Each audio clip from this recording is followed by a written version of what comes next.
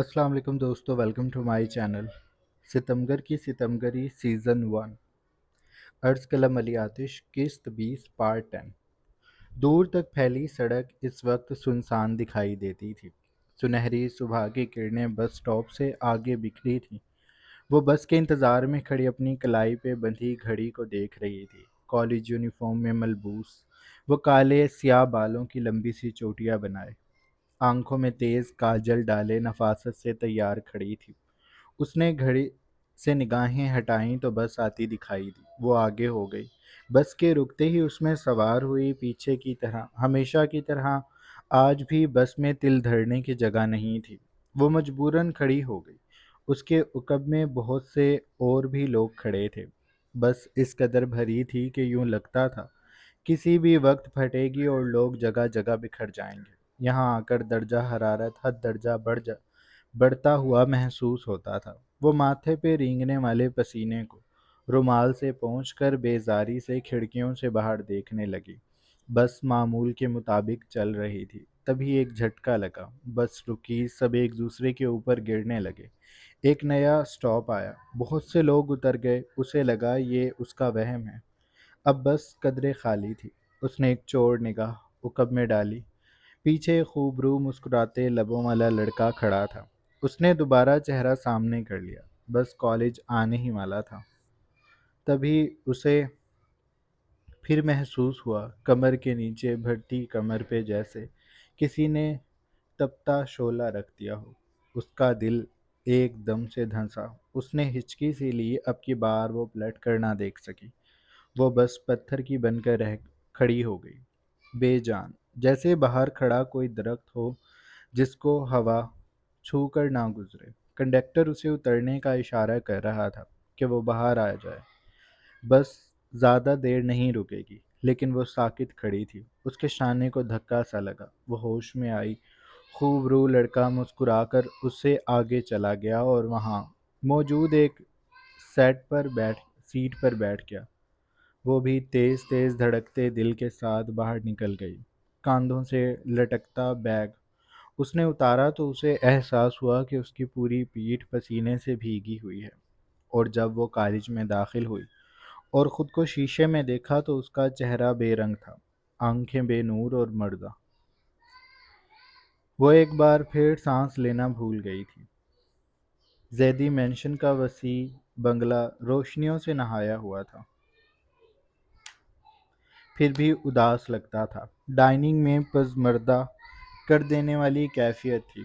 खाना मेज़ पर सजा था, लेकिन खाने को किसी का भी दिल नहीं कर रहा था। मीरान ने हमीदा बेगम के हाथ को थाम कर उस पर दबाव दिया। हमें बस उसे वक्त देना है और कोशिश करनी है कि हम उसके सामने परी का नाम न लें। आप जानती हैं वो जब नफरत करने पे आता है तो खुलकर करता है। और मेरा ख्याल है परी से उसे बेमानी सी नफरत हो गई है। मीरान को ये कहते हुए भी बुरा लग रहा था। किसी ऐसे शख्स से नफरत का इजहार जिसने कुछ किया ही ना हो। हमीदा बेगम बस गहरा सांस लेकर रह गई थी। वो दोनों रुहाम का इंतजार कर रहे थे, जो अपने कमरे में था। रात खामोशी से खिड़कियों से अंदर झांक रही थी। डाइनिंग में फैली आजरदगी हमीदा बेगम के लहजे में सिमट गई। मुझे बस ये डर है कि वो खुद को बर्बाद कर रहा है। हम उसकी फैमिली हैं। उसे हमारी मदद की ज़रूरत है। वो वक्त बहुत मुश्किल था। ऐन बारात के मौके पर मीरब गई थी। हामिस को इस सब से निकलने में बहुत वक्त लगेगा, शायद पूरी उम्र। मर्द अना के मामले में बहुत नाजुक होते हैं। उनकी उसकी अना को ठेस पहुंची है। मैं दुआ करती हूँ उसे मीरब ना मिले। अगर मिल गई तो वो उसका हशर बिगाड़ देगा। हर दिन बदला लेगा, हर दिन। उनका लहजा भीग गया था। आंखें नम सी होने लगी थी तो उनमें गुलाबीपन दिखाई देने लगा। मैं जानता हूँ हम सब यही चाहते हैं, मीरान ने कहा। हमीदा बेगम ने उसके हाथ पे अपना दूसरा हाथ रखा। तभी चाहती हूँ वो जल्द अज जल्द शादी कर ले, ताकि अपने अंदर की नफरत से ख़ुद को ख़त्म ना कर दे। कोई उसकी ज़िंदगी में भी हो जो उसे मोहब्बत करना सिखाए। चाहे चाहने से चाहे जाने का एहसास अच्छा होता है। میں چاہتی ہوں کہ حامد کو اب کوئی چاہنے والی ملے۔ میران لب بھینچ کر مسکرایا۔ ایسا ہی ایسا ہی ہوگا۔ آپ یہ بتائیں تصویریں آئیں؟ بظاہر اس کا انداز سرسری تھا، اور وہ خود سے بھی یہ جھوٹ بول رہا تھا کہ وہ بس اپنی امی کا دل بہلا رہا ہے، لیکن یہ حقیقت تھی کہ وہ نرمین کو دیکھنا چاہتا تھا۔ حمیدہ بیگم کو ایک نئے دکھ نے گھیر لیا۔ نہیں، وہ اب زیادہ دکھی دکھائی دینے لگی تھی۔ اس نے نہیں بھیجی۔ شاید وہ سمجھ گئی ہوگی کہ میں تمہیں دکھانا چاہتی ہوں۔ وہ جھوٹ کہہ رہی ہے، مجھے اس سے یہ امید نہیں تھی۔ میران کا دل ڈوب سا گیا۔ رات کی جھانکتی تیرگی چپکے سے اس کے شانے پہ اترنے لگی۔ اس کے شانے بوجھل سے ہو گئے۔ کوئی بات نہیں، اس نے کہنا شروع کیا، شاید خود کو۔ یہ اس کا حق ہے، اور یہ زمانہ ہی ایسا ہے۔ مجھے اچھا لگا کہ اس نے ایسا نہیں کیا۔ وہ خوش دلی سے نہیں کہہ رہا تھا، پر اب تم اسے دیکھو گی کیسے؟ میں اس کے لیے رشتہ لے کر جانا چاہتی ہوں۔ میران کے لیے یہ جواب دینا مشکل تھا، لیکن وہ آج پورا دن اسی بارے میں سوچتا رہا تھا۔ اس کے لیے مشکل تھا، لیکن اب اسے یہ کرنا تھا۔ آپ کو وہ پسند ہے؟ اس نے نرمی سے سوال کیا۔ مجھے وہ بہت پسند ہے۔ تم اس کے ساتھ بہت خوش رہو گے۔ وہ بہت سمجھدار ہے، سائیکائٹرسٹ ہے، اپنا کلینک بنانے کا سوچ رہی ہے۔ بہت اچھی باتیں کرتی ہے، عادتیں تم سے بہت ملتی ہیں، معاملہ فہم اور کم گو، مسئلہ حل کرنے والی۔ وہ ایک بار پھر نرمین کی تعریفوں کے پل باندھنے لگی تھی، لیکن ان کی زبان کو تالا تب لگا جب انہوں نے میران کی بات سنی۔ تو آپ رشتہ لے کر چلی جائیں، میں شادی کے لیے تیار ہوں۔ حمیدہ بیگم کو لگا وہ کرسی سے گر جائیں گی۔ انہوں نے پھٹی پھٹی آنکھوں سے میران کو دیکھا۔ اب تم زوردار کہکا لگاؤ گے اور کہو گے کہ یہ مذاق تھا۔ میران کو ہنسی آ گئی۔ آپ اتنی بے یقین نہ ہوں۔ آپ لوگوں نے میرے لیے کبھی غلط فیصلہ نہیں کیا، اور جانتا ہوں یہ فیصلہ بھی غلط نہیں ہوگا۔ میں وہیں شادی کروں گا جہاں آپ چاہ رہی ہیں، اور آپ سے وعدہ کرتا ہوں کہ میں اسے ہمیشہ خوش رکھوں گا۔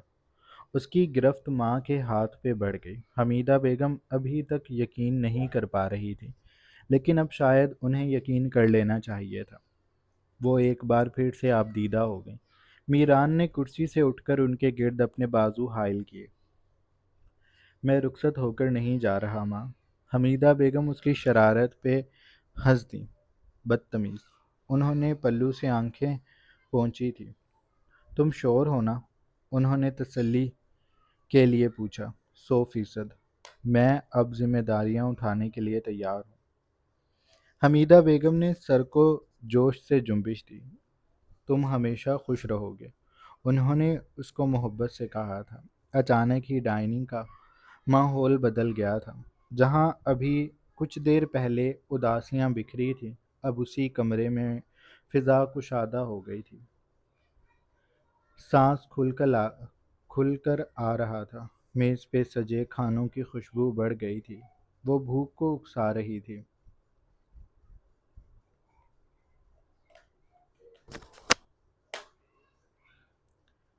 میں اس روحام کو دیکھ کر آتی ہوں، پتہ نہیں کہاں رہ گیا۔ وہ اٹھ کر ڈائننگ سے نکل گئی تھی۔ میران نے بس سر کو جنبش دی تھی۔ ہاتھ بے ساختگی میں موبائل کی طرف گئے۔ واٹس ایپ آن کی اور پھر وہ اس بے رنگ سے دھبے کو دیکھنے لگا جو اسے بتا رہا تھا کہ وہ بلاک ہے۔ کھانے کے بعد میران نے روحام کو روک لیا تھا۔ وہ کہیں جانے کو بری طرح بے تاب تھا۔ قد کاٹ اپنے بھائیوں جیسا، رنگت نہایت صاف، آنکھیں سبز مائل کانچ جیسی، لب باریک گلابی، ناک چھوٹا لیکن بے حد خوبصورتی سے تراشا ہوا۔ چہرے پہ بلوغت کے بال تھے جو کہ گھنے تھے، اور ان کو جس طرح سے تراشا گیا تھا وہ چہرے پہ جچ رہے تھے۔ سیاہ بال ماتھے پہ بکھرے بکھرے سے تھے۔ اس کی یہ بے نیازی اسے اور پرکشش بناتی تھی۔ چہرے پہ ٹین ایجر جیسی جلدی اور لیکچر سے پہلے کی بیزاری۔ لیکن ایسا نہیں تھا کہ وہ میران کو پسند نہ کرتا ہو۔ میران اس کا فیورٹ بھائی تھا۔ ایان تو ویسے ہی اس کا بھی چہیتا تھا۔ امی سے بھی اسے محبت تھی۔ بس جہاں بات حمیز کی آتی تھی وہ بے آرام سا ہو جاتا تھا۔ اسے وہ برا نہیں لگتا تھا، لیکن اس کا روب تھا روحام روحام پہ۔ اسے یوں لگتا تھا بس جہاں بات حمیز کی آتی تھی وہ بے آرام سا ہو جاتا تھا۔ اسے وہ برا نہیں لگتا تھا، لیکن اس کا روب تھا روحام پہ۔ اسے یوں لگتا تھا کہ باہر جا کر جو کچھ وہ کرتا ہے ایک دن حمیز سب جان جائے گا، اور اسے بہت سی تصاویر اور ویڈیوز دکھائے گا کہ اس نے ایک سٹاکر روحام کے پیچھے لگایا ہوا تھا، جو روحام کی پل پل کی خبریں اسے دیتا تھا تاکہ روحام بگڑ نہ جائے، جبکہ وہ بگڑنا چاہتا تھا۔ یہ حمیز کی لاٹھی تھی، سب کو تلوار کی طرح اپنے سروں پہ لٹکتی محسوس ہوتی تھی۔ روحام کو اعتراض بس یہ تھا کہ حمیز بھائی ایان جتنی محبت اس سے کیوں نہیں کرتے؟ وہ کیسے پٹر پٹر بولتا ہے، اور میری تو پھٹ کے رہ جاتی ہے بولنے کا سوچتے ہی۔ میران نے اسے ناراضی سے دیکھا۔ ایسی باتیں گھر میں نہیں کرتے روحام۔ وہ دونوں لون میں تھے۔ دھیرے دھیرے چلتی پروائی انہیں چھو کر آگے بڑھ رہی تھی۔ آسمان ستاروں سے بھرا ہوا تھا۔ چاند کی روشنی اندھیری جگہوں کو روشن کیے ہوئے تھے۔ اپنے دل کی کھل کر کہاں بتاؤں پھر؟ آپ کے سامنے بھی سوچ کر بولوں؟ میران نے اس کے شانے پہ ہاتھ رکھا۔ میں نے اب یہ بھی نہیں کہا، بلکہ جو پہلے کہا بھول جاؤ۔ میرے سامنے ریلیکس رہا کرو۔ روحام نے سینے پہ ہاتھ رکھ کر گہرا سانس لیا، یوں لیا جیسے اس کے سینے سے بوجھ اتر گیا ہو۔ میں بھی یہی سوچتا ہوں۔ آپ بتائیں مجھے یہاں روک کر کیوں کھڑا کیا گیا ہے؟ کیا میں کہیں سگریٹ پیتا دیکھا گیا ہوں یا ویب؟ میران کی بھویں سکڑی۔ کیا تم پیتے ہو؟ روحام نے سر نہ میں ہلایا۔ نہیں، میں ایسا نہیں کرتا، میں بس ویسے ہی کہہ رہا تھا۔ وہ مکر گیا۔ اچھی بات ہے، لیکن کبھی پکڑے مت جانا، ورنہ حامی سے بچانے میں نہیں آؤں گا۔ وہ رکا، اس کے کاندھے کو دبایا۔ میں بھی بس ویسے ہی کہہ رہا ہوں۔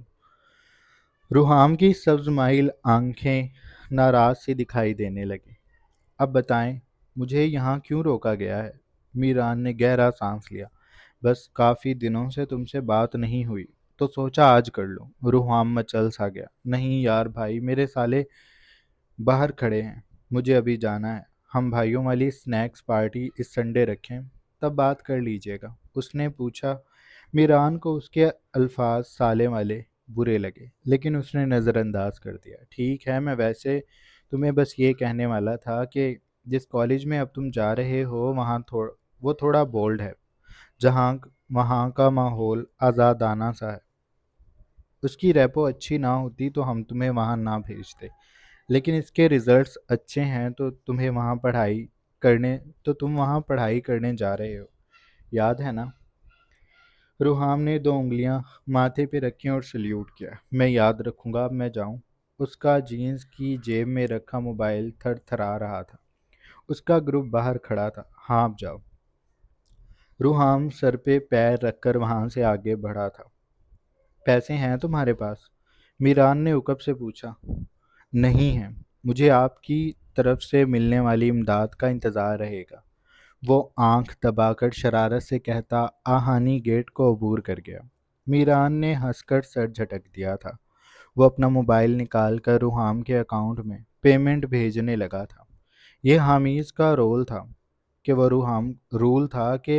وہ روحام کو ہر مہینے اتنی رقم دیتا تھا کہ اس کے اخراجات پورے ہو جائیں، پر روحام کو رقم بہت کم لگتی تھی۔ یہ سراسر زیادتی ہے۔ میرے اتنے امیر کبیر بھائی ہیں اور بابا تھے، اور مجھے اتنے سے پیسے ملتے ہیں۔ میں اب کالج جاتا ہوں، باہر کا ایک چکر 1000 کا پڑ جاتا ہے، دن میں 5 چکر لگتے ہیں میرے، اور پورے مہینے میں 150۔ پلیز میران بھائی، حمیز بھائی کو کہیں مجھے 1 لاکھ چاہیے، میں اس میں گزارا کر لوں گا۔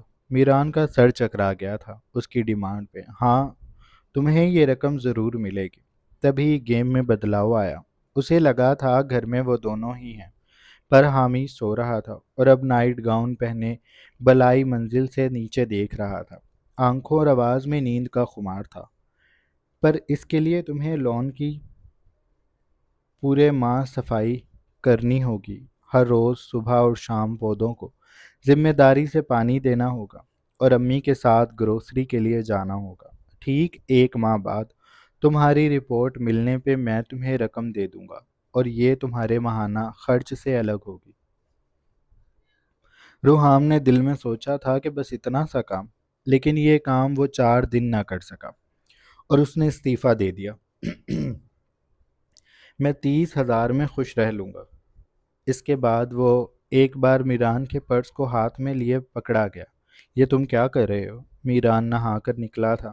میں چوری کر رہا ہوں کیونکہ میں ٹین ایجر ہوں اور میری ابھی عمر پیسے اڑانے کی ہے۔ میران نے اپنا سر پیٹ لیا۔ اگلی بار ایسا مت کرنا، میں تمہیں خود دے دیا کروں گا۔ وہ اس کے گلے لگ گیا۔ شاباش، میں آپ کی بیوی ہوتا تو آپ کا ماتھا چوم لیتا، لیکن آپ کا بھائی ہوں اس لیے رہنے دیتے ہیں۔ اس دن ان کی ڈیل ہوئی تھی کہ میران اسے الگ سے ہفتہ وار پیسے دیا کرے گا۔ اب بھی جب وہ باہر گیا تو گاڑی میں اس کے دوست بیٹھے تھے۔ فرنٹ سیٹ سیف نے اس کے لیے خالی چھوڑی ہوئی تھی۔ وہ خود ڈرائیونگ سیٹ پہ بیٹھا تھا۔ باقی 3 دوست پیچھے تھے، ویپ کے دھوئیں نکالتے۔ آ گئے میرے سالے۔ وہ گاڑی میں بیٹھ گیا۔ رقم آ چکی تھی، اب اس کا موڈ خاصا اچھا ہو گیا تھا۔ ہاں آ گئے تیرے سالے، اب بتا کہاں لے کر جا رہا ہے سالوں کو؟ ان میں سے کسی کی بہن نہیں تھی، اس لیے وہ سالے بننے پہ اعتراض نہیں کرتے تھے۔ جہاں تم کہو۔ سیف نے زناٹے سے گاڑی آگے بڑھا لی۔ اپنے اڈے پہ چلتے ہیں، سیف نے کہا اور باقیوں نے تائید کی اور گاڑی رفو چکر ہو گئی۔ ایان کو گود میں لے کر وہ اندر داخل ہوا۔ لاؤنج میں اس کے قدم رکے تھے۔ سپاٹ چہرے اور بے مہر آنکھوں میں ایک تاثر ابھرا تھا۔ لب بھنچ سے گئے تھے۔ آ گئے تم دونوں؟ حمیدہ بیگم نے نارمل لہجے میں پوچھا۔ حامیز نے سر کو ہلکا سا خم دیا۔ وہ صوفے سے اٹھ کر حامیز کے سامنے آ گئی۔ کھانا کھاؤ گے؟ وہ جانتی تھی کہ اسے بھوک نہیں ہوگی، لیکن وہ بات کرنا چاہتی تھی۔ ہلکی سی مسکان سے وہ سوال کر کے حامیز کو دیکھ رہی تھی۔ نہیں، مجھے بھوک نہیں ہے، میں ایان کو لٹانے جا رہا ہوں۔ سویا ہوا ایان اس کے کاندھے پہ جھول رہا تھا۔ میں اس کو اپنے پاس سلا لوں گی، یہ رات کو 10 بار اٹھتا ہے۔ تم نے کل کام پہ بھی جانا ہوگا تو اسے میرے پاس سونے دو۔ حامیز نے سر کو ہلا دیا۔ میں اسے آپ کے کمرے میں لٹا دیتا ہوں۔ وہ گارڈ کو ایان کی شاپنگ کمرے میں رکھنے کا کہہ چکا تھا اور اب خود حمیدہ بیگم کے کمرے کی جانب بڑھ گیا تھا۔ جب وہ واپس آیا تو اس کی امی وہیں کھڑی تھی۔ تم چائے پیو گے؟ انہوں نے آخری سی کوشش کی۔ حامیز سے اب اور برداشت نہیں ہوتا تھا۔ میں بناتا ہوں، آپ بیٹھیں۔ حمیدہ بیگم کی آنکھیں بھیگنے لگی۔ اگر آپ اب روئیں تو میں اوپر چلا جاؤں گا، اور میں نے صبح کے بارے میں بھی بات کرنی ہے۔ میں سب بھول گیا ہوں۔ آپ بھی بھول جائیں اور مجھے معاف کر دیں۔ حمیدہ بیگم نے آنکھوں کو رگڑا۔ ٹھیک ہے، تم چائے بنا لاؤ، میں یہیں بیٹھی ہوں۔ حامیز ہلکا سا مسکراتا کچن کی جانب بڑھ گیا تھا۔ جانے سے پہلے اس نے اپنی امی کا گال نرمی سے کھینچا۔ میرا اچھا بچہ۔ اس کو جب بھی ان پہ بہت زیادہ پیار آتا تھا وہ ایسے ہی کچھ محبت میں کہہ کر چلا جاتا تھا، اور حمیدہ بیگم جان جاتی تھی کہ وہ نارمل ہونے کی کوشش کر رہا ہے، تو وہ دھیان رکھتی تھی کہ حامیز کو غصہ نہ دلایا جائے۔ جب وہ چائے بنا کر لے آیا تو ان کے درمیان بس وہی باتیں ہوئیں جو حامیز کرنا چاہتا تھا۔ حمیدہ بیگم نے حامیز کو بتا دیا تھا کہ وہ میران کے رشتے کے لیے جانے کا سوچ رہی ہیں۔ میران مان گیا ہے تو یہ اچھی بات ہے، لیکن مام پلیز اگر وہ انکار کریں تو آپ زیادہ دباؤ مت دیجیے گا۔ کہرام مختلف سوچ کا ہے، مجھے اندازہ ہے کہ وہ ہی نہیں مانے گا۔ وہ بہت پوزیسو ہے اس سب کو لے کر۔ اس کے دوست کے بھائی کا رشتہ اس کی بہن کے لیے جائے گا تو وہ اس چیز کو فوراً نہیں مانے گا۔ حمیدہ بیگم کا دل ڈوبا۔ تم تو مجھے ڈرا رہے ہو۔ حامیز نے چائے کا گھونٹ بھرا۔ میں آپ کو ہر چیز کے لیے تیار کر رہا ہوں، اس نے کہہ کر اپنا اور حمیدہ بیگم کا مگ لیا اور اسے کچن میں دھونے چلا گیا۔ چائے کے برتن دھو کر وہ سونے کے لیے چلا گیا تھا۔ حمیدہ بیگم بھی کمرے میں آ گئی تھی، لیکن اب کی نیندیں حامیز اڑا چکا تھا، اور ویسے بھی ابھی ان کا ایک لال بہار تھا، تو وہ سو نہیں سکتی تھی۔ روحام کو 11 بجے تک واپس آنا ہوتا تھا، جس میں ابھی 20 منٹ باقی تھے۔ یہ اگلے روز کی بات ہے۔ شاہ حویلی پہ گہری ہو رہی تھی۔ وہ کمرے میں ابھی بات لے کر نکلا تھا۔ کثرتی وجود پر بات روب تھا، بال گیلے ہونے کے باعث ماتھے پہ بکھرے تھے۔ اس نے باہر آ کر چھوٹے تولیے کو لیا اور اس سے بال پونچھنے لگا۔ آپ آج مجھے لینے آئیں گے؟ صبح کی کرنوں کے ساتھ ہی بیا کا پیغام بھی آیا تھا۔ اس نے جواب لکھا، ہاں آج ہی آؤں گا۔ بیا نے 2 اداس ایموجی بھیجے۔ میرا دل اداس ہو گیا۔ کہرام حیران ہوا، کیوں؟ بیا کا جواب فوراً آیا، بس امی ابو بہت اکیلے ہو جائیں گے۔ یہاں 2 دن سے مجھے اتنی عزت مل رہی ہے کہ میں حیران ہوں۔ امی بار بار رو رہی تھی رات کو، اور اب مجھے بھی رونا آ رہا ہے۔ کہرام نے ٹائپ کیا، صبح صبح رونے کی ضرورت نہیں ہے، تم چاہو تو تم رک سکتی ہو۔ میں نے بھی امی کو یہی کہا تھا کہ میں آپ سے بات کر لیتی ہوں، لیکن وہ نہیں مانی، اور اب وہیں آ کر رہنا ہے میں نے۔ یہ حقیقت وہ دونوں ہی جانتے تھے۔ اس نے بالوں کو پونچھ کر تولیے کو بیڈ پہ رکھا، پلٹ کر اپنے بادامی رنگ کے کاٹن کے سوٹ کو دیکھا جو استری کر کے ملازم ابھی رکھ کر گیا تھا۔ وہ باتھ روب نکالنے لگا۔ تو جب تم جانتی ہو کہ اب تم نے میرے پاس ہی رہنا ہے تو اداس کیوں ہو رہی ہو؟ بیا نے جواب دیا، اسی بات کی تو سمجھ نہیں آ رہی، جبکہ میں تو شادی کو لے کر بہت خوش تھی۔ آپ بھی بہت اچھے ہیں، پھر بھی دل اداس ہے۔ کہرام نے بات کا رخ بدل لیا۔ وہ جانتا تھا کہ یہ سب جھٹلایا نہیں جا سکتا، تو اس کو ڈسکس کر کے فائدہ نہیں ہے۔ ہم آج باہر جائیں گے، تھوڑا سا گھومیں گے، تو تم شاپنگ کر لینا۔ بیا کے میسج سے ہی اس کا جوش عیاں ہونے لگا۔ ہم کہاں کہاں جائیں گے؟ بادامی رنگ کا کاٹن کا سوٹ پہن کر اس نے بالوں کو سنوارا، گولڈن کف لنکس لگائے، گریبان کے بٹن بند کیے، سامنے کے دامن کو درست کیا، پرفیوم کو وجود پر چھڑک کر گھنی شیو کو سہلایا، مونچھوں کو تاؤ دیا اور اپنے عکس کو ایک تنقیدی نگاہ سے دیکھا۔ وہ تیار تھا، اس کا گورا گلابی رنگ اس وقت اور بھی نکھرا ہوا دکھائی دیتا تھا۔ وجیہہ نقوش والا مرد سحر پھونک رہا تھا۔ اس کے پرفیوم کی خوشبو کمرے میں بکھر رہی تھی۔ بالکنی کے کانچ کے دروازے سے پردے ہٹے تھے، بادلوں کے جال میں سورج سرخ مائل ہو رہا تھا۔ وہ آسمان پہ دہکتے تانبے جیسا لگتا تھا۔ پرندے سست اڑان بھرتے آسمان پہ سفر کر رہے تھے۔ جہاں جہاں تم کہو گی، کہرام نے جواب دیا۔ حسین اگائی چلیں گے؟ میں دربار پہ جاؤں گی، اور وہاں سے جو اندرون میں آئس کریم والی دکان ہے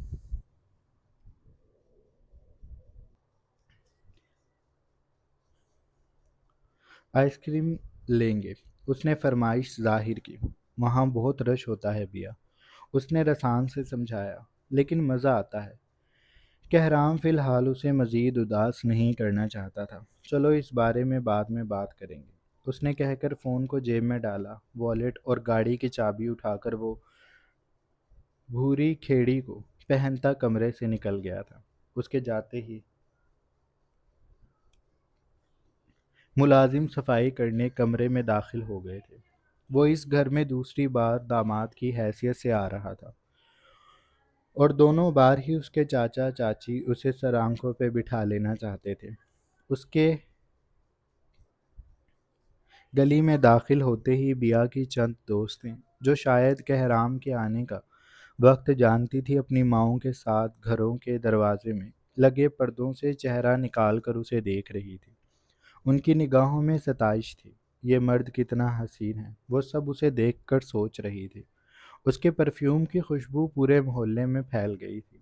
روشنیوں سے جگمگ کرتا بیا کا محلہ جان گیا تھا کہ نیا نیا دولہا اپنی نئی نویلی دلہن کو لینے آیا ہے۔ جب وہ اندر داخل ہوا تو اس نے سرخ کامدار جوڑے میں سر پر آنچل لیتی کنفیوز سی لڑکی کو دیکھا، جو اندر سے نکلی اور اس کے سامنے نہایت تمیز سے آ کر مدھم آواز میں بولی، السلام علیکم۔ وہ سلام کر کے پیچھے ہو گئی تھی، کہرام بس اس کے لبوں پہ لگی سرخ لپسٹک میں الجھ کر رہ گیا تھا۔ اس کی کلائیوں کی چوڑیاں، جن کی چھنکار اس کے کانوں میں کسی مندر کی گھنٹیوں کی طرح بج رہی تھی، اس کے پیروں کی پائل جو کہرام نے دی تھی، بیا نے اسے پہن لیا تھا۔ اس کے مہندی سے سجے خوبصورت گورے پیر کتنے پرکشش تھے۔ کہرام نے اسے ایک لمحے میں دیکھا اور وہ جیسے اس کے اعصاب پر سوار ہو گئی۔ کہرام کے اندر چلے جانے پہ بیا نے چہرہ اٹھا کر خاموش کوہتا نیم جھکے نیم کے درخت کو دیکھا، جو ہمیشہ جیسا خاموش تھا، لیکن اس پہ بیٹھی چڑیا مبہوت تھی۔ وہ گردن کو اچکا کر اندر دیکھ رہی تھی۔ اس کا چڑا کہیں غائب تھا، اس لیے وہ بے باکی سے کسی اور کے شوہر کو تاڑ رہی تھی۔ کہا تھا نا، تم اب ان پہ سے نظریں بھی نہیں ہٹا پاؤ گی۔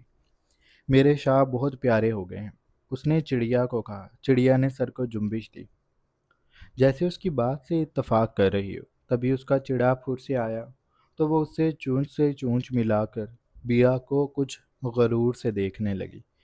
پیارا ہے، لیکن میرے ملے سے کم۔ چڑیا کھسک کر اپنے چڑے کے ساتھ لگ کر بیٹھ گئی۔ بکتی رہو، میرے شاہزادہ اچھے ہیں، بیا اسے کہہ کر کچن میں چلی گئی تھی۔ چڑیا نے سر جھٹکا، ہاتھ نہ آئے تو انگور کھٹے ہیں، چوں چوں چوں، وہ کہہ کر چڑے کو اپنے اوپر کھینچ کر گرا چکی تھی، اور پھر خمار سے بھوجل چوں چوں صحن میں ہونے لگی۔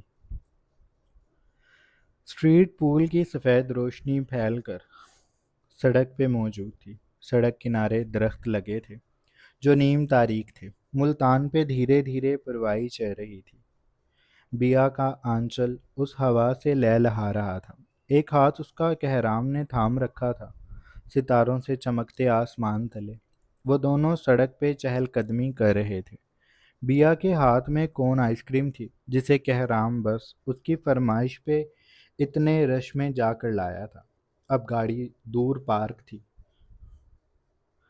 دربار پہ وہ ہو چکے تھے، اس لیے اس کے آگے بنی سنسان سی جگہ پہ وہ بیا کے ساتھ چہل قدمی کر رہا تھا۔ بیا کے گھر سے آتے ہوئے موڈ خراب ہو گیا تھا۔ وہ کافی دیر تک روتی رہی تھی، اور کہرام سمجھ سکتا تھا کہ بیا اور چچا چچی کے لیے یہ مشکل ہے، لیکن وہ مجبور اور بے بس تھا۔ لیکن اس نے بیا کو اب کافی حد تک بہلا لیا تھا۔ وہ اس کے ہاتھ کو اپنے ہاتھ میں تھام کر اس کے ساتھ ساتھ قدم اٹھا رہا تھا۔ چاند کی روشنی بیا پہ پڑ رہی تھی، اس کا شوخ رنگ اور بھی دمکنے لگا تھا۔ چند قدموں کے بعد کہرام اس کے سامنے آ کر کھڑا ہو گیا تو بیا کے قدم رک گئے۔ اس کی آئس کریم بھی ختم ہو گئی تھی۔ کہرام نے اپنی جیب سے رومال نکالا اور اس کا منہ صاف کیا۔ چھوٹی بچی لگتی ہو آئس کریم کھاتے وقت۔ اس نے احتیاط سے اس کے لبوں کو صاف کیا تھا کہ ان کی شوخی نہ گم ہو جائے، کیونکہ اس پہ کہرام کا حق تھا۔ اس لیے اس نے نرمی سے بیا کے لبوں کو تھپک کر صاف کیا۔ بیا اس کی بات پہ جھنیپ کر مسکرا دی تھی۔ بہت پیاری لگ رہی ہو تم بیا۔ اس نے بیا کے دونوں گالوں پہ ہاتھ رکھ لیے۔ اس کی ہتھیلیوں کی تپش بیا میں اتر رہی تھی۔ آپ بھی اچھے لگ رہے ہیں شاہ، وہ یہی جواب دے سکی۔ کہرام کی لو دیتی نگاہیں اس کے وجود کو پگھلا رہی تھی۔ کہرام بھی یک ٹک اسے دیکھ رہا تھا۔ اسے لگا جیسے اس کا خود سے کنٹرول ختم ہو رہا ہے۔ وہ جھکنے لگا تھا اور بیا نے آنکھوں کو میچ لیا تھا، لیکن تبھی درخت کی اوٹ سے دو بلیاں خونخوار انداز میں چیختی چلاتی باہر آئیں۔ بیا کی جان نکل گئی۔ وہ کہرام سے لپٹ گئی اور محبتوں کا فسوں بیا کے چیخ مار کر ڈرنے اور کہرام کے ہنسنے سے ٹوٹ گیا تھا۔ اس نے بیا کو اپنے سینے میں بھینچ لیا تھا۔ حویلی سے بار بار کالز آ رہی تھی کہ وہ حویلی کب پہنچیں گے، اس لیے انہوں نے شاپنگ پہ جانے کا فیصلہ ترک کر دیا تھا۔ وہ لوگ حویلی آ گئے تھے۔ حویلی میں سب اس کا بے صبری سے انتظار کر رہے تھے۔ دادی، دادا، سعدیہ بیگم، پری نرمین، کہرام کے بابا، سب اپنی چھوٹی سی بہو سے ملنے کے لیے بے تاب تھے۔ وہ سب کتنی ہی دیر بیٹھ کر باتیں کرتے رہے تھے۔ پھر اس کے بعد وہ کمرے میں آ گئے تھے۔ کہرام فریش ہونے چلا گیا تھا اور بیا اپنے آویزے اتار رہی تھی۔ جب کہرام فریش ہو کر باہر آیا تو اس کے بدن پہ بس ٹراؤزر تھا۔ اس کا کشادہ فراق سینہ بھیگا بھیگا سا بیا کی توجہ کا مرکز بنا تھا۔ بیا نے اپنے حلق کو سوختہ محسوس کیا تھا۔ اس کے پیٹ میں گولے سے بننے لگے، دل نیچے کی طرف دھس رہا تھا۔ بیا آویزے اتار کر واش روم میں چلی گئی تھی۔ دروازہ بند کر کے گہرے گہرے سانس لیے۔ وہ میرے شوہر ہیں، ان کا مجھ پہ حق ہے، وہ خود سے کہتی رہی۔ اس نے لرزتی انگلیوں سے اپنے نائٹ گاؤن کو دیکھا جو خاصا بولڈ تھا، سلک کے کپڑے سے بنا، سیاہ رنگ کا، جس کا گلا ڈیپ تھا۔ اس نے پہن کر خود کو شیشے میں دیکھا تو تحیر میں مبتلا ہو گئی۔ وہ اس وقت پہچانی نہ جا رہی تھی۔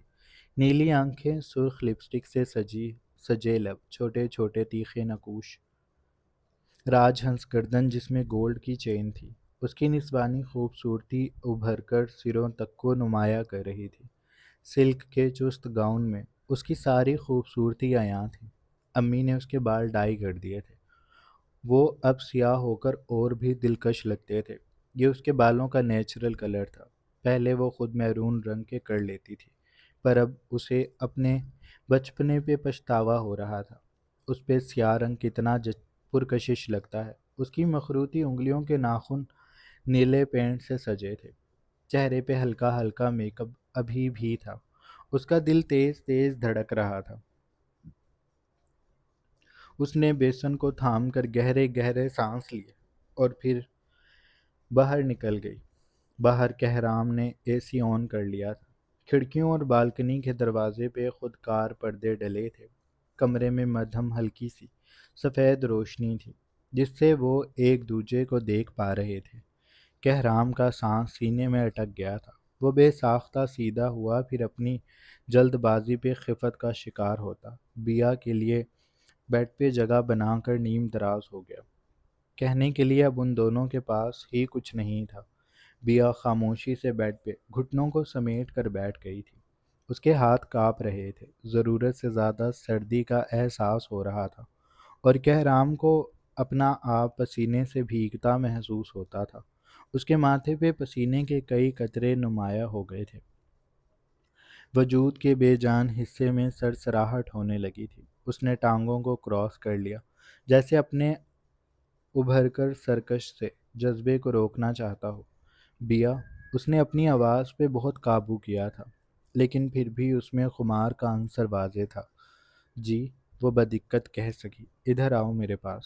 وہ اسے کوہنی سے تھام کر اپنے اوپر لٹاتا اس کے بالوں میں انگلیاں چلانے لگا تھا۔ تھک تو نہیں گئی زیادہ؟ وہ نرمی سے سوال کر رہا تھا۔ بیا اس کے چھوٹے چھوٹے سوالوں کا جواب دیتی دل کی دھڑکنوں کو بھی سن رہی تھی، جو دھیرے دھیرے نارمل ہو رہی تھی۔ میری باتیں ختم ہو گئی ہیں بیا، اس نے ہار مان لی۔ اس سے اور صبر نہیں ہو رہا تھا۔ بیا نے اپنا چہرہ اس کے سینے میں چھپانا چاہا۔ اس کا ناک کہرام کے کشادہ سینے سے لگا تھا۔ بیا کی سانسیں جیسے اسے لو دے رہی تھی۔ کہرام نے دھیرے سے اسے اپنے پہلو میں لٹا لیا۔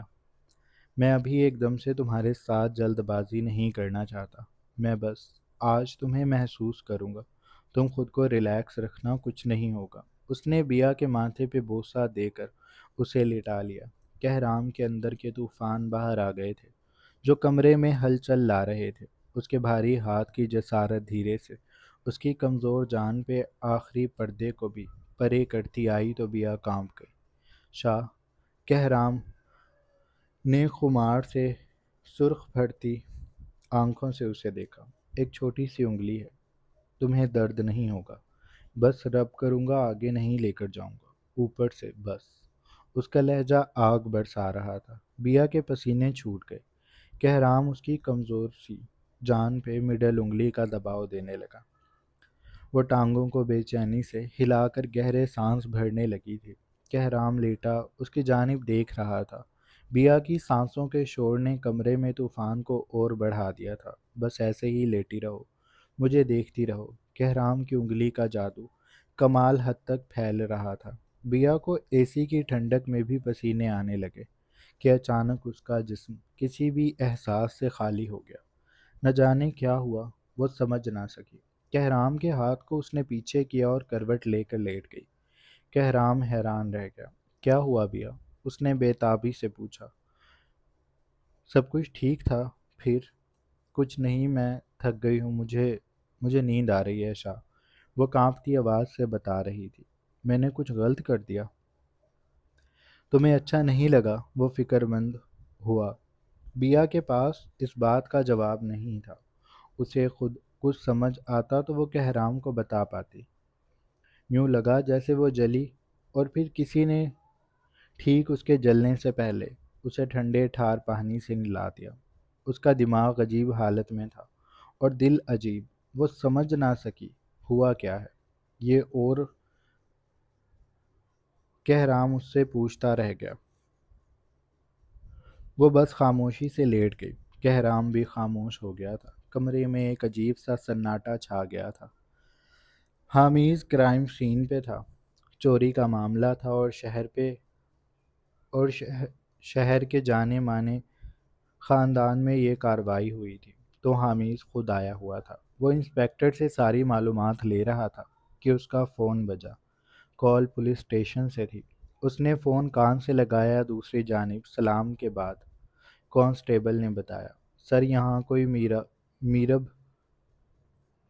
سلمان آئی ہوئی ہیں، وہ آپ سے ملنے کا کہہ رہی ہیں۔ وہ کہہ رہی ہیں کہ آپ انہیں جانتے ہیں۔ حامد کو لگا جیسے دنیا اس کی آنکھوں کے سامنے گھوم گئی۔ میرب سلمان، اس نے زیر لب دہرایا، اور اس کے بعد حامد زیدی کسی طوفان کی طرح گاڑی کو اڑاتا کرائم سین سے نکلا تھا۔ جاری ہے۔ سو جناب، یہ تھی ہماری آج کی ایپیسوڈ۔ آئی ہوپ آپ لوگوں کو اچھی لگی ہوگی۔ اگر آپ کو قسط اچھی لگی ہے تو آپ چینل کو لازمی سبسکرائب کر لیں، بیل آئیکن کے بٹن کو بھی پریس کر لیں، اور اپنا ڈھیر سارا خیال رکھیے گا۔ بہت جلد ایک نئی قسط کے ساتھ حاضر ہوں گے، تب تک کے لیے اللہ حافظ۔